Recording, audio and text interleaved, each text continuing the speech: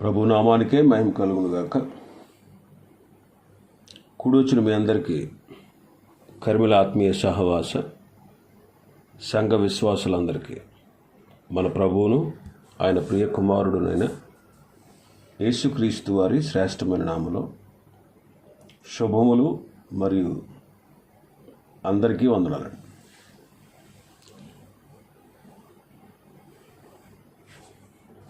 పరమగీతము 3వ అధ్యాయాన్ని మనం ధ్యానం చేసుకుంటున్నాం.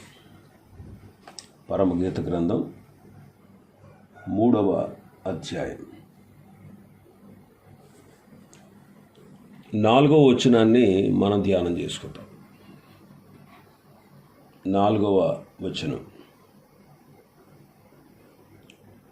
చదువుతానండి ఒకసారి. నేను వారిని విడిచి కొంచెము దూరము పోగా నా ప్రాణప్రియుడు నాకు ఎదురుపడను. వదిలిపెట్టక నేను అతన్ని పట్టుకుంటుని, నా తల్లి ఇంటికి అతన్ని తోడుకుని వచ్చి తిని, నన్ను కనిన దాని ఎరలోనికి తోడుకొని వచ్చి తిని. మళ్ళొకసారి చదువుతాను. నేను వారిని విడిచి కొంచెము దూరం పోగా నా ప్రాణప్రియుడు నాకు ఎదురుపడాను. వదిలిపెట్టగా నేను అతన్ని పట్టుకుంటుని, నా తల్లి ఇంటికి అతన్ని తోడుకొని వచ్చి తిని, నన్ను కనిన దాని ఎరలోనికి తోడుకొని వచ్చి తిని. ఇక్కడ షోలంబితి మాట్లాడుతూ ఉంది. పై వచనాల్లో ప్రియురాలు ప్రియుణ్ణి వెతికిన కనబడలేదు. చివరికి ఈ వచనంలో ప్రియుణ్ణి కనుగొని ఆయన విడిచిపెట్టకుండా ఎక్కడెక్కడికి తీసుకువెళ్ళి ఎవరెవరికి చూపించాలో వారికి చూపించింది. ప్రియురాలు మొదట పట్టణంలో, తర్వాత రాజవీధుల్లో, తర్వాత సంత వీధుల్లో వెతికింది. కావలి వారిని అడిగింది. వాళ్ళని విడిచి కొంచెం దూరం వెళ్ళగానే ఆయన ఎదుర్కొన్నాడు. ప్రియుడు కనబడ్డాడు, ఆయన ఎదురుపడ్డాడు. అప్పుడు వదిలిపెట్టక ఆయన్ని పట్టుకుంది. తన తల్లి ఇంటికి, తన్ను కనిన దాని ఎరలోనికి తీసుకుని వచ్చింది.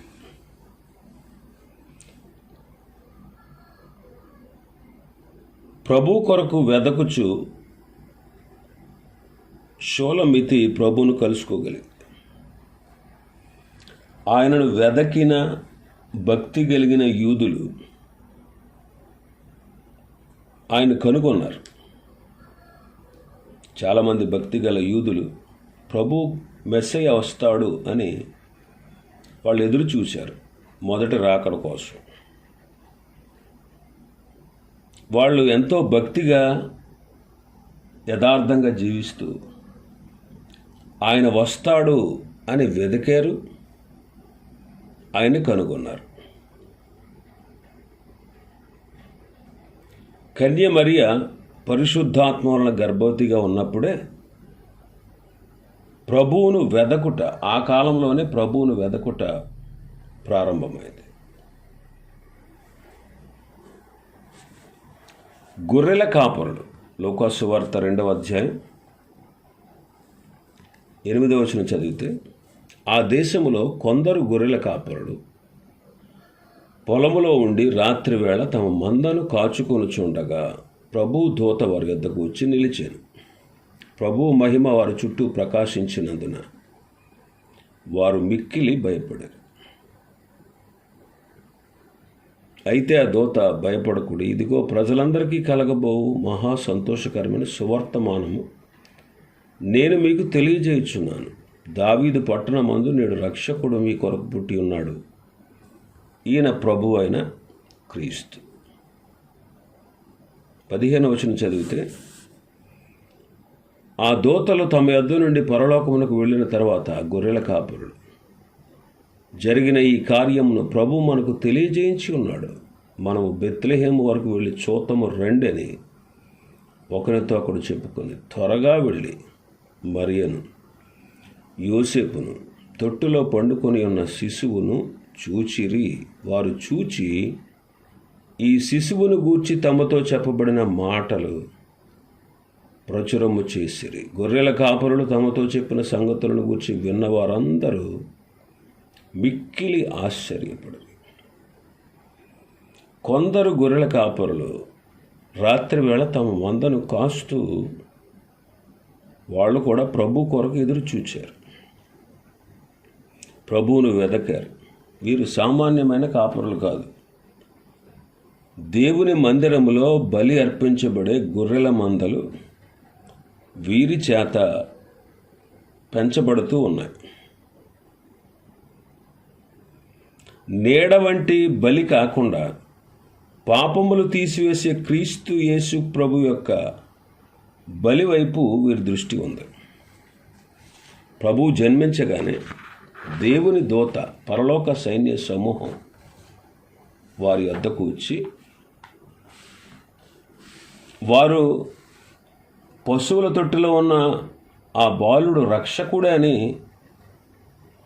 వారికి బోధించబడినప్పుడు వారు నిరీక్షణతో వెళ్ళి ప్రభువును దర్శించారు, ఆనందించారు. వారు ప్రభువును వెదకి పట్టుకున్నారు. అంతేకాదు, ఆ ప్రభువును గూర్చిన సమాచారం వారు ప్రచురం చేశారు.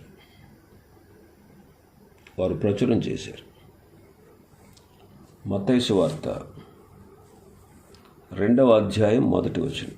రాజు అయిన హేరోదు దినములయందు యోదయ దేశపు బెత్లెహేములో యేసు పుట్టిన పిమ్మట, ఇదిగో తూర్పు దేశపు జ్ఞానులు యెరూషలేమునకు వచ్చి, యూదుల రాజుగా పుట్టినవాడు ఎక్కడున్నాడు? తూర్పు దిక్కున మేము ఆయన నక్షత్రమును చూచి ఆయనను పూజింపవచ్చితిమని చెప్పారు. యథార్థ హృదయముతో వెదికే వారికి ఆయన ఖచ్చితంగా దొరుకుతాడండి. వీళ్ళలో తూర్పు దేశపు జ్ఞానులు అనగా ఇశ్రాయేలు దేశమునకు తూర్పు నుండే దేశాల్లో ఉండేవారు. ఇశ్రాయేలు దేశానికి తూర్పున ఇరాన్. ఈ ఇరాన్ దేశంలో నివసిస్తున్నటువంటి యూదులైన జ్ఞానులు వీరట. వీరు లేఖనాలు పరిశోధించేవారు. బిలాము సంఖ్యాకాండంలో నక్షత్రము యాకోబులో ఉదయించును అని ప్రవచించాడు. ఈ బిలాము ప్రవచనం ఇతర ప్రవక్తల ప్రవచనాల ప్రకారం వీరు నక్షత్రాన్ని చూచి ప్రభువును కనుగొనడానికి ప్రయాణం కట్టారు. ప్రభువును ఇంటిలో కనుగొన్నారు. విడువక ఆయనను పట్టుకున్నట్లుగా ఆయనను వెళ్ళి ఆరాధించారు. విడిచిపెట్టలేదు, నిరాశపడలేదు, వెనక్కి వెళ్ళిపోలేదు. ఎంతో ప్రయాసతో వచ్చారు. ఆయన కనుగొనాలని చాలా ప్రయత్నాలు చేశారు, చాలా ప్రయాసపడ్డారు. చివరికి ప్రభువును ఒక ఇంటిలో కనుగొన్నారు. ఆయనను విడువక పట్టుకున్నట్లుగా ఆయనను ఆరాధన చేశారు. లూకా సువార్త 1వ అధ్యాయం 5వ వచనం. లూకా సువార్త 1వ అధ్యాయం 5వ వచనం. యోదయ దేశపు రాజు అయిన హేరోదు దినములలో అబియా తరగతిలో ఉన్న జకర్యా అనే ఒక యాజకుడు ఉండేది. అతని భార్య అహరోను కుమార్తెలలో ఒకతే. ఆమె పేరు ఎలీసబెత్. వీరిద్దరూ ప్రభు యొక్క సకలమైన ఆజ్ఞల చొప్పునను న్యాయ విధుల చొప్పునను నిరపరాధులుగా నడుచుకొనుచు దేవుని దృష్టికి నీతిమంతులై ఉండిరి. జకర్యా యాజకుడు, అతని భార్య నీతిమంతురాలు. అతను అతని భార్య నీతిమంతులన్నమాట. నిరపరాధులుగా దేవుని దృష్టికి నడుచుకున్నారు. వీరు కూడా ఇశ్రాయేలు యొక్క ప్రభు యొక్క మొదటి రాకడ కొరకు ఎదురు చూచేవారు. క్రమంగా వీరు దేవుణ్ణి సేవించేవారు. దేవుని ఆలయంలో ధూపం వేసి యాజక మర్యాద నెరవేర్చేవారు. వీరు కూడా ప్రభువును ఆశించి ఆయనను వెదకారు. ఆయనను వెదికిన వారని మనం ఎలా చెప్పగలం? ఇదిగో ప్రభు తల్లి నా యొద్దకు వచ్చుట నాకు ఎలాగూ ప్రాప్తించెను? ఆ వందన వచనం ఆమె చెవిని పడగానే ఆమె గర్భంలో ఉన్నటువంటి శిశువు ఆనందంతో గంతులు వేశాడు. అంటే ఆమె కనుగొంది. అందుకే నా ప్రభు తల్లి అంటుంది. అంటే ఆమె కూడా మెస్సయ్యను మొదటి రాకడలో వెతుకుతూ ఉంది. అలాగే జకర్యా గారు కూడా పైనుండి ఆయన మనకు అరుణోదయ దర్శనం అనుగ్రహించానంటాడు. పైనుండి ఆయన మనకు అరుణోదయ దర్శనం అనుగ్రహించాడు. పరిశుద్ధాత్మ పూర్ణుడే ప్రవచిస్తూ పలికిన మాటల్లో మనం చూస్తాం. ఆయన తన ప్రజలకు దర్శనమిచ్చి వారికి విమోచన కలుగజేసెను అంటాడు. తన సేవకుడైన దావీదు వంశమునందు మన కొరకు రక్షణ శృంగమును, అనగా మన శత్రువుల నుండి, మనల్ని ద్వేషించి వారందరి చేతుల నుండి తప్పించి రక్షణ కలుగజేసెను. దీనిని గూర్చి ఆది నుండి ఆయన పరిశుద్ధ ప్రవక్తల నోట పలికించెను. అబ్రహాముతో చేసిన ప్రమాణాన్ని జ్ఞాపకం చేసుకొనెను. మనము శత్రువుల చేతి నుంచి విడిపించబడాలని మన జీవితకాలం అంతా నిర్భయులమై ఆయన సన్నిధిని పరిశుద్ధముగా నీతిగాను ఆయన సేవింపను అనుగ్రహించుటకు ఈ రక్షణ అనుగ్రహించాడు అని ప్రభువును స్తుతిస్తాడు జకర్యా. తుదకు జకర్యా ఎలిజబెత్తులు ఆయనను కనుగొన్నారు. తర్వాత బాప్తిసం ఇచ్చి యోహాను కనుగొన్నాడు. లోకాసు వార్త 1వ అధ్యాయంలో మనం చూస్తాం. యోహాను సువార్త 1వ అధ్యాయంలో మనం చూస్తాం 29వ వచనంలో. మరునాడు యోహాను యేసు తన యొద్దకు రాగా చూచి, ఇదిగో లోక పాపమును మోసుకొని పోవు దేవుని గొర్రెపిల్ల అన్నాడు.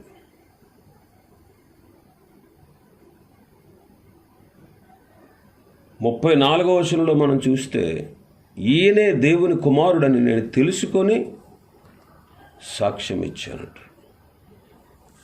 తర్వాత 36వ వచనంలో చూస్తే, అతడు నడుచుచున్న యేసు వైపు చూచి, ఇదిగో దేవుని గొర్రెపిల్ల అని చెప్పాడు. అంటే బాప్తిసం ఇచ్చి యోహాను మెస్సయ్యను కనుగొన్నాడు. ప్రభు కొరకు ఆయన ఎదురు చూచాడు. యోహాను గారు తన వెనక వచ్చుచున్న ప్రభు తనకంటే గొప్పవాడని, తనకంటే యోగ్యుడని ఆయనను గురించి సాక్ష్యం ఇచ్చాడు. చివరకు ప్రభువును అతడు కనుగొన్నాడు. ఈయనే దేవుని కుమారుడు అని సాక్ష్యం ఇచ్చాడు. ఇతడు కూడా ఎంతగానో ప్రభు కొరకు ఎదురు చూచాడు. ప్రభు కూడా అతని ద్వారానే బాప్తిసం పొందారు. ప్రభువును పట్టుకొని, అనగా ఆయన తెలుసుకొని, లోక పాపమును మోసుకొని పోవు దేవుని గొర్రెపిల్ల ఈయనే అని సాక్ష్యం ఇచ్చాడు. ప్రభువును వెదకిన వారు ఎప్పుడు కూడా నిరాశపడిన వారు ఎవ్వరూ లేరండి. ఇంకా మనం చూస్తే యోహాను సువార్త 1వ అధ్యాయం 41వ వచనం చదివితే, అంద్రెయ ప్రభువును కనుగొనుట మనం చూస్తాం. 40-41 వచనాలు. యోహాను మాట విని ఆయనను వెంబడించిన ఇద్దరిలో ఒకడు సీమోను పేతురు యొక్క సహోదరుడైన అంద్రెయ. ఇతడు మొదట తన సహోదరుడైన సీమోనును చూచి, మేము మెస్సయ్యను కనుగొంటుమని అతనితో చెప్పి యేసు వద్దకు అతన్ని తోడుకొని వచ్చాను. అంద్రేయ సీమోను పేతురు యొక్క సహోదరుడు. ఇతడు అంటాడు, మెస్సయ్యను కనుగొన్నాను అంటాడు. కాబట్టి మెస్సయ్య అనేటువంటి పదం హిబ్రూ పదం, క్రీస్తు అనే పదం గ్రీకు పదం. క్రీస్తు అనగా, మెస్సయ్య అనగా విమోచకుడు అని అర్థం. క్రీస్తు అనగా, మెస్సయ్య అనగా విమోచకుడు అని అర్థం.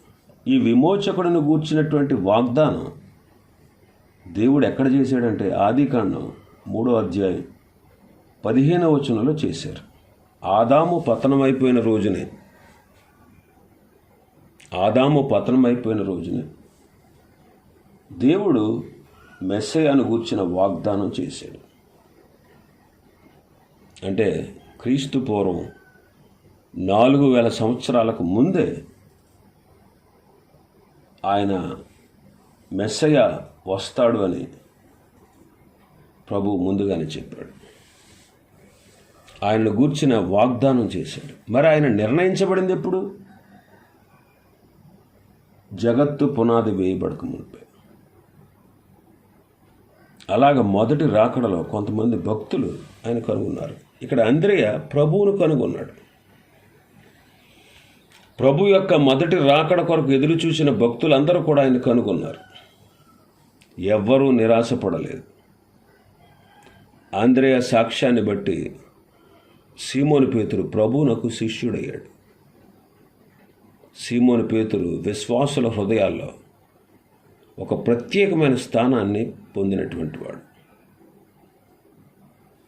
తర్వాత 1వ అధ్యాయం 45వ వచనం మనం చదివితే, ఫిలిప్పు నతనీయులను కనుగొని, ధర్మశాస్త్రములో మోషేయు ప్రవక్తలు ఎవరిని గూర్చి వ్రాసిరో ఆయనను కనుగొంటిమి. ఆయన యోసేపు కుమారుడైన నజరేయుడగు యేసు అని అతనితో చెప్పాడు. ఇక్కడ ఫిలిప్పు మెస్సీయాను కనుగొన్నాడు. ప్రభువు ఫిలిప్పును కనుగొన్నాడు. ఫిలిప్పు బేత్సయిదా వాడు. ప్రభువు ఫిలిప్పును కనుగొని నన్ను వెంబడించుము అన్నాడు.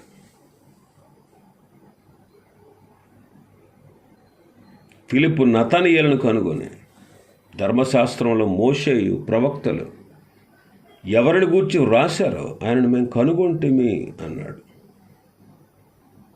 అంటే ప్రభువును కనుగొన్నవారు, పట్టుకున్నవారు ఎంతో ధన్యులు. తర్వాత మనం 2వ అధ్యాయంలోకి వెళ్తే, లోకాసు వార్త 2వ అధ్యాయంలోకి వెళితే 25వ వచనం నుంచి 25.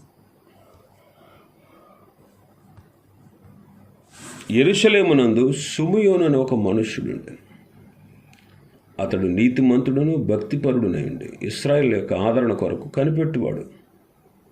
పరిశుద్ధాత్మ అతని మీద ఉంది. అలాగా చదువుకుంటూ వెళ్తే 39వ వచనం వరకు ఇద్దరు మనకు కనబడతారు, హన్నా, సిమెయోను. ప్రభు జన్మించక ముందు, ఆయన మొదటిసారి భూమి మీదకి రాకముందు సిమెయోను, హన్నాలు ప్రభు యొక్క రాక కొరకు ఎదురు చూశారు. 26వ వచనం చదివితే సిమెయోను గురించి రాయబడి ఉంటుంది. అతడు ప్రభు యొక్క క్రీస్తును చూడక మునుపు మరణము పొందడని అతనికి పరిశుద్ధాత్మ చేత బయలుపరచబడి ఉండెను. ఆత్మవశుడు అతడు దేవాలయంలోనికి వచ్చాడు. అతడు ధర్మశాస్త్ర పద్ధతి చొప్పున ఆయన విషయమై జరిగించుటకు తల్లిదండ్రులు ఆ శిశువును 40వ దినాన యేసును దేవాలయంలోకి తీసుకొచ్చినప్పుడు అతడు తన చేతుల్లో ఆయన ఎత్తుకొని దేవుని స్తుతిస్తూ ఇట్లా, నాథా, ఇప్పుడు నీ మాట చొప్పున సమాధానముతో నీ దాసుని పోనిస్తున్నావు. అన్యజనులకు నిన్ను బయలుపరచుటకు వెలుగుగాను, నీ ప్రజలైన ఇశ్రాయేలులకు మహిమగాను నీవు సకల ప్రజల ఎదుట సిద్ధపరిచిన నీ రక్షణ నేను కన్నులారా చూచితిని.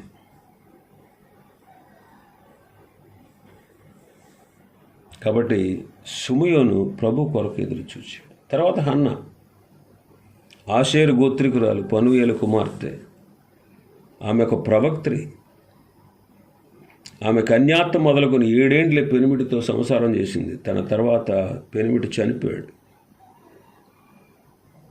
84 సంవత్సరాలు విధవరాలుగా ఉండి దేవాలయాన్ని విడువక రేయింబగళ్ళు ఉపవాసం చేస్తూ సేవ చేస్తూ ఉంది. ఆమె కూడా గడిలోని లోపలికి వచ్చి దేవుని కొనియాడింది. యెరూషలేములో విమోచకుడు కోసం కనిపెడుతున్నటువంటి వారందరితో ఆయన గురించి మాట్లాడుతూ ఉంది. విమోచన కొరకు కనిపెడుతున్న వారందరిలో, విమోచన కోసం కనిపెడుతున్న వారందరితో ఆమె మాట్లాడుతూ ఉంది. కాబట్టి ప్రభు రాక కొరకు వీళ్ళు కూడా ఎదురు చూశారు. సిమియోను, హన్న వీరు పరిశుద్ధాత్మ పూర్ణులు, నీతిమంతులు, భక్తిపరులు. ప్రభువును చూడకుండా, ఆయనను పట్టుకోకుండా వీరు చనిపోరని వీరు ప్రభు యొక్క దేవుని యెరూషలేము దేవాలయంలో కనుగొన్నట్టుగా మనం చూస్తాం. వీరి జీవిత ధ్యేయం నెరవేరింది. వాళ్ళు ధన్యులయ్యారు. ప్రభు కొరకు ఎదురు చూచేవారిని ప్రభు ఎప్పుడు నిరాశపరచలేదు. ప్రభు కొరకు ఎదురు చూచేవారిని ప్రభు ఎప్పుడు నిరాశపరచలేదు. ప్రభువే వారికి ప్రత్యక్షమయ్యాడు. వారు ఆయన్ని కనుగొన్నారు, జీవితం ధన్యం చేసుకున్నారు. రక్షణ కొరకు ఆశిస్తే ఖచ్చితంగా రక్షణ భాగ్యం దొరుకుతుంది. రక్షణ దొరికేటువంటి ఈ కాలంలో రక్షణ కొరకు మనం ప్రార్థిస్తే ప్రభువు తప్పక మనల్ని రక్షిస్తాడు.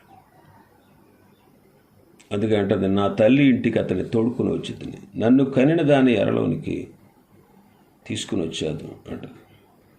దైవ గ్రంథం పరిశుద్ధాత్మ ప్రేరేపితమైందని మనందరికీ తెలుసు. గ్రంథకర్త దేవుడే. ప్రభు అయిన యేసుక్రీస్తు వారు ఎక్కడ జన్మిస్తాడు? ఆయన జన్మించక ముందే 100 సంవత్సరాలకు పూర్వమే సొలొమోను ద్వారా దేవుడు మనకు తెలియజేస్తున్నాడు. ఈ వచనంలో షోలమెతి ప్రభువును పట్టుకొని ఆమె తల్లి ఇంటికి ఆయన తోడుకుని వచ్చింది. ఆమె తల్లి ఇల్లు యెరూషలేము. ఇది యూదుల యొక్క మాతృభూమి. ప్రభు అయిన యేసుక్రీస్తు వారి యొక్క జన్మభూమి కూడా అదే. అక్కడే ఆయన జన్మించాడు. నన్ను కనిన దాని అరలోనికి తోడుకుని వచ్చేది అంటుంది. షోలమెతి చెప్తుంది, నన్ను కనిన దాని అర బెత్లెహేము.